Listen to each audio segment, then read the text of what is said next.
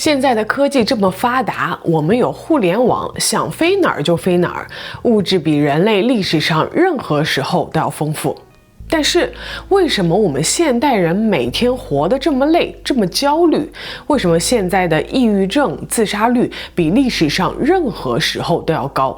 为什么我们在所有人都像被困在一个永无止境的仓鼠跑轮上拼命赚钱，只要一停下来，就会感到极度的恐慌和空虚？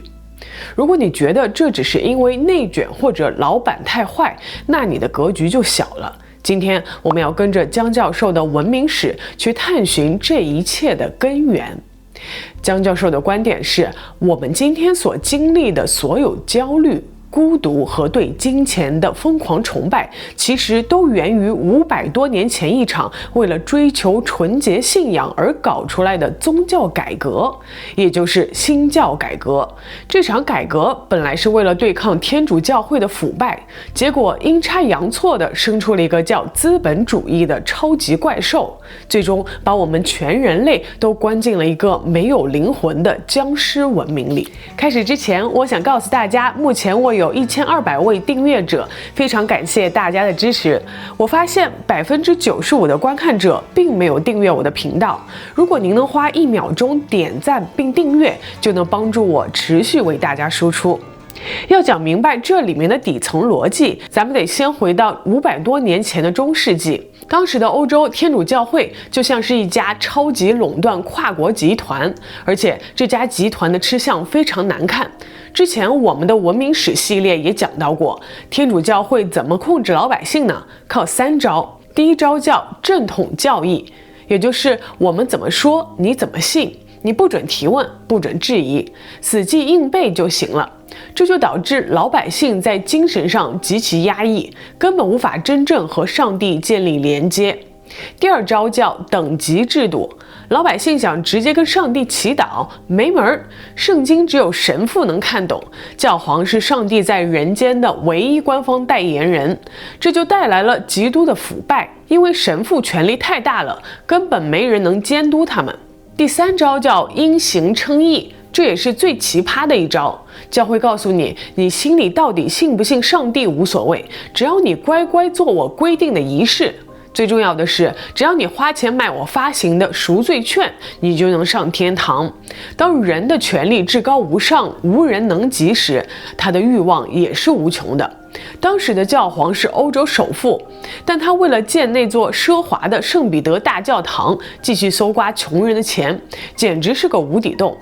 终于到了1517年，一个叫马丁·路德的神学家实在看不下去了，他像个勇敢的黑客一样，直接把教会的系统给黑了，在教堂大门上贴了著名的95条论纲，大喊一声：去你的赎罪券，去你的教皇，只要我心里真正有信仰，我不用花1分钱，上帝也会宽恕我。这一声怒吼掀起了轰轰烈烈的新教改革。马丁·路德的出发点是好的，新教主张打破垄断，让每个人自己读圣经，直接跟上帝沟通。听起来是不是很民主、很自由？大家人人平等了。但姜教授指出，新教解决了一个老问题，却带来了一个极其致命的新问题，那就是人类历史上前所未有的超级焦虑。为什么会焦虑？我给大家打个比方啊。以前你在天主教会这个大公司上班， KPI 很明确，每个月交点保护费，也就是买赎罪券，周末来打个卡做礼拜，老板这个神父就保证你能转正上天堂，你不用动脑子，心里很踏实。但是现在新教把中间商砍了，新教告诉你，你必须通过内心的真正信仰来获得救赎。这就好比老板突然说，咱们公司取消 KPI 了，我只看你是不是真心爱这个公司，如果你不是真心的，我就直接把你开除下地狱。这个时候你的 CPU 就要烧干了，你每天晚上躺在床上都会陷入自我怀疑，我今天做祈祷的时候走神了，我是不是不真诚？我到底是不是真的信仰上帝？而且新教还逼着你去理解那些人类大脑根本无法理解的神学概念，比如三位一体 Holy Trinity，圣父、圣子、圣灵是3个独立的东西，但它们又完全是一回事儿。这就像让你相信一个杯子既在这里，又同时不在这里。人类的脑子是处理不了这种绝对矛盾的逻辑的。这种理解上的无能为力会让人产生极度的恐惧和焦虑。但这还不是最绝的，真正把这个焦虑推向变态级别的是另一个新教大佬约翰·加尔文。他提出了一个双重预定论。加尔文说，其实早在宇宙诞生之前上帝就已经内定好了谁能上天堂，谁能下地狱，因为上帝是全知全能的，所以这个名单绝对不可能更改。绝大多数人注定要下地狱，只有极少数幸运儿能上天堂。你可能会问，那既然结局都定了，我还努力个什么劲儿？加尔文的逻辑是个死胡同。如果你真的是上帝选中的人，你心里一定会充满绝对的自信，深信上帝的恩典。如果你产生了一丝一毫的怀疑，那就是证明你根本就不是选民，你注定要下地狱。小伙伴们，这种变态的精神折磨你能受得了吗？你每天都在疯狂地寻找证据，想要自己证明我是被选中的，我没被抛弃。这种级别的恐慌直接导致了新教徒集体染上了强迫症，他们迫切需要在这个混乱的物理世界里找到某种秩序，来安抚自己那颗快要崩溃的心。焦虑到了极点人是会疯的。于是经过了漫长的几十年、上百年，这帮快被逼疯的新教徒终于在这个世界上找到了一颗完美的抗焦虑神药。这个神药叫做金钱。为什么是金钱？因为金钱太神奇了，在这个世界上，每个人都有不同的想法、不同的价值观，世界很混乱。但金钱能把一切极其复杂的东西标准化、简单化。江教授举了个特别生动的例子，拿3瓶不同的红酒让你盲品，你大概率分不出哪个好喝。但如果我贴上标签，一瓶10块，一瓶20块，一瓶50块，你马上就能觉得，50块的那瓶绝对是极品。金钱让我们的大脑瞬间有了秩序。于是新教徒在潜意识里完成了一个极其大胆的精神置换，他们把上帝和金钱画上了等号，金钱就是上帝，上帝就是金钱。有了这个等式，那个把人逼疯的预定论难题瞬间就解开了。你怎么证明自己是上帝选中的 VIP？ 很简单，看你账户里有多少钱。上帝不会保佑一个罪人，所以如果你拼尽全力工作，赚到了无数的财富，这就证明上帝偏爱护你。你越有钱，就证明你信仰越虔诚，你就越确信自己能上天堂。这就诞生了人类历史上一个前无古人后无来者的超级观念——资本主义。在资本主义诞生之前，比如古罗马时期，人类觉得一个人手里囤积太多的钱是自私的、可耻的。当年的欧洲首富凯撒大帝死了，他把1/3的钱给穷人，1/3拿来建公园，剩下的才留给养子。在过去，有钱人必须把钱撒出去回馈社会，大家才觉得你是个好人。但是新教徒彻底颠覆了这个观念，他们认为赚钱本身就是一项神圣的宗教使命，为了赚钱而赚钱是上帝的旨意。可是这里有个极其变态的禁欲主义，你可以拼命赚钱，但你绝对不能把钱花在自己享受上，因为享受物质就是堕落，就是向魔鬼低头。所以你赚了100万，不能买跑车，不能吃大餐，你必须把钱存进银行，然后立刻去赚下一个200万、300万。你想想，全社会的人都在拼命干活赚钱，却没人花钱，这钱去哪儿了？全进了银行。国家和资本家就拿着这些无限庞大的资金池去造工厂、造军舰，去满世界打仗、开殖民地。这就是为什么像英国、荷兰这些新教国家能迅速崛起，成为日不落帝国的原因。听到这里，你可能会问，当时的欧洲天主教多有钱啊，皇帝和贵族全站在天主教这边，那帮苦哈哈的新教徒凭什么能打赢天主教，甚至最后反过来统治世界呢？江教授告诉我们，因为新教徒点开了3把外挂神器。天主教不让老百姓认字，但新教说人人都要读圣经。正好德国人古腾堡发明了印刷术，圣经可以批量生产了，这就倒逼着新教徒必须去识字，去受教育。新教徒的平均文化水平直接对天主教形成了降维打击。第二件神器就是火枪。以前打仗是贵族骑士的天下，培养一个全身铠甲的重装骑士要花无数的钱和时间，普通人根本打不过。但火枪出现了，这玩意儿只要训练60天就能上手，而且子弹带着3100焦耳的动能，一枪就能把高贵的骑士连人带铁皮射个对穿。火枪把战争平民化了，这让新教徒有了在战场上硬刚封建贵族的底气。第3件神器就是纸币。以前用黄金交易，地球上的黄金是有限的，财富也是有限的，但纸币的出现让财富变成了抽象的符号。只要你够勤奋，你可以无限的积累纸币，这就为资本主义的无限扩张插上了翅膀。顺便说一句啊，在这个逻辑下，新教徒最终废除了奴隶制。为什么呢？不是因为他们心善，而是因为奴隶没法被激励去拼命干活赚钱。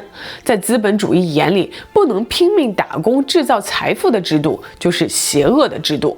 历史的车轮滚滚向前，到了1900年左右，当时英国、德国、美国这些新教国家已经称霸全球，大家都在欢呼：哇，资本主义太伟大了，工业革命太伟大了，这是上帝赐给人类的最完美的礼物。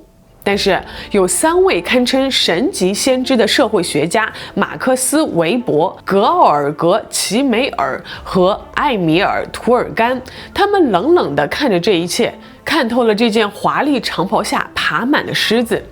先说马克思·韦伯，他在名著《新教伦理与资本主义精神》里写道，当年那帮清教徒为了靠近上帝，把整个社会变成了一个大修道院，搞出了工业生产体系。一开始，这种对财富的追求只是一件披在肩上的轻薄外衣，但现在呢，这件外衣变成了一个冰冷沉重的铁笼。不管你信不信教，不管你是富人还是穷人，只要你出生在这个时代，你就被关在这个工业经济机制的铁笼里，你必须遵守它残酷的竞争规则。学校里的考试，打工人的 KPI 全部都是这个资本系统的延伸。伯伦极其绝望地预言，这个系统会一直运转下去，直到地球上最后一吨煤炭被烧光，而生活在这个铁笼里的人类将变成没有灵魂的专家。我们自我感觉良好，其实我们已经变成了一个行尸走肉的僵尸文明。再看看齐梅尔，他指出，金钱这个本来是为了方便交易的工具，现在彻底喧宾夺主，变成了我们现实生活本身的终极造物主。我们在社会里所有的互动、友情、亲情、个人的价值，全部都被金钱量化了。你赚多少钱，你就是什么样的人。最让人破防的是图尔干的研究，他写了一本叫《自杀论》。他发现新教国家的自杀率远远高于天主教国家。为什么？因为在资本主义的赛道上，人的欲望被永远的放大了，但你永远都得不到真正的满足。就像是在跑步机上狂奔，你以为赚到100万你就会停下来，但其实你只会眼红别人的1000万。